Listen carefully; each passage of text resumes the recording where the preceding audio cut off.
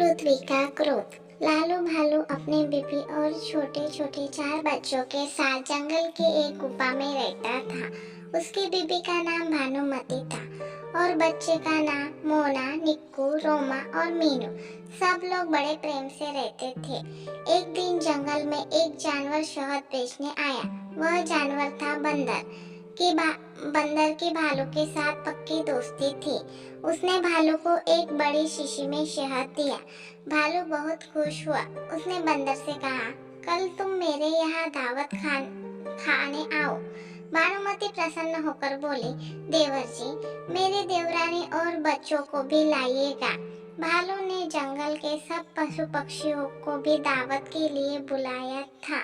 दावत खाने के बाद बीबियां तो गुफा में बैठकर बातें करने लगे और आदमी लोग बाहर चले गए।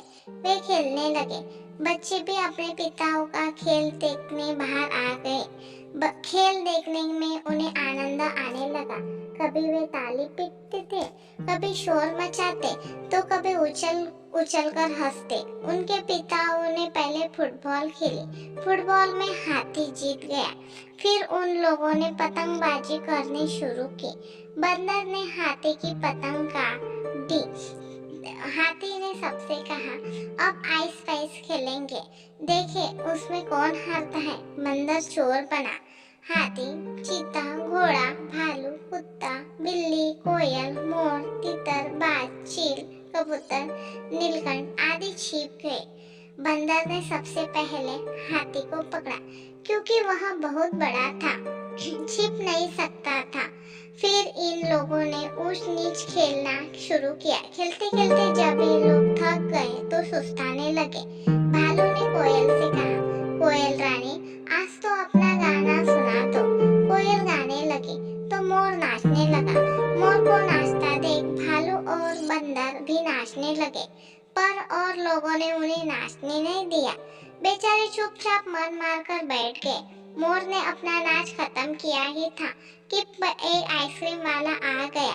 लाल, पीली, हरी, नीली आइसक्रीम सबने खाई। अपने घर पहुंचकर हाथी को सर्दी हो गई थी, क्योंकि उसने बहुत आइसक्रीम खाई थी।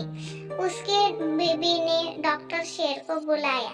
डॉक्टर शेर ने हाथी को देखा, थर्मामीटर से उसे बुखार लिया, रक्तचाप देखा और आला लगाकर छाती तथा पीठ देखी। फिर चश्मा लगाकर उसने कागज पर दवाई लिख दी। भालू की बीबी की ओर देखते हुए कहा, अपने पति को निमोनिया होने का डर है, मैंने दवाई लिख दी, ठीक समय पर दीजिएगा। अब एक इंजेक्शन दे रहा हूँ। शाम को कम से कम 12 इंजेक्शन देने होंगे। डॉक्टर शेर तो इंजेक्शन देकर चला गया। उसके बाद हाथी को छींक आने लगे। वह अपने बीबी पर बिगड़ गया। तुमने गलत डॉक्टर को बुलाया, मैं इससे इलाज नहीं करूँगा। इसके इंजेक्शन से मुझे छींक आ रही है। बीबी चुप रही। उसने सोचा, बीमार से बहस करना ठीक नहीं है। वह डॉक्टर के बताए अनुसार दवाई देती गई। हाथी पहले तो दवाई देखकर बिगड़ जाता, फिर खा लेता। 10 दिन बाद हाथी ठीक हो गया। उसकी बीबी को बहुत अच्छा लगा। वह उसके चिड़चिड़े स्वभाव से थक गई थी। उसने भगवान से कहा, बीमार का स्वभाव मत बिगाड़ा करो। जब हाथी बिल्कुल ठीक हो गया, तब चीते ने दावत दी। उस दावत में चीते के मामा भी थे। चीते के मामा प्रसिद्ध वैज्ञानिक थे। उनके पास चंद्रमा के पास जाने के लिए एक मशीन थी।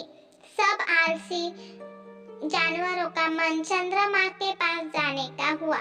बीबियों ने मना किया, वहाँ मत जाइए, वहाँ पितृलोक है। आलसी जानवर बिगड़ गए। हम लोग पढ़े लिखे हैं, सब समझते हैं, तुम लोग मूर्ख हो, अनपढ़ हो।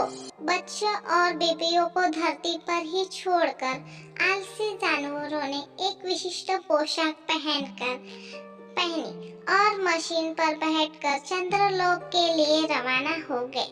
चंद्रलोक पहुंचकर उन्हें बड़ी निराशा हुई। धरती से प्यारा दिखने वाला चंदा मामा उन्हें बिल्कुल भी सुंदर नहीं लगा। उबड़ खाबड़ चट्टानी जगह पहाड़ों तथा गहरे और चौड़े गोल गोल से भारी हुई थी।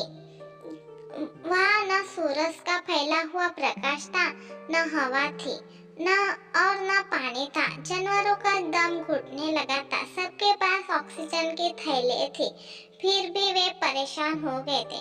चीता, हाथी और शेर तो बेहोश हो गए। चीते के मामा ने उसको दवाई दी और उनको तथा सभी जानवरों को मशीन में बैठाया। मशीन धरती की ओर आने लगी।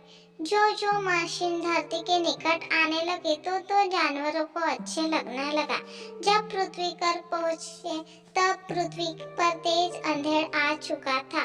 उन लोगों के पास घर धूल से भर गए थे। उनकी बीवियों ने अपने अपने घरों में झाड़ू लगाई और पोछा लगाया। काम करते करते वे बेहद थक गई थी। अपने पतियों को देखकर वे बिगड़ने लगे। तुम माता पृथ्वी को छोड़कर चंद्रलोक क्यों गए? मालूम है माता को कितना गुस्सा आ गया था। कितनी देर तक तुम लोग बाहर रहे, उतनी देर तक मुंह धूल से आंधी निकल धमकाती रही।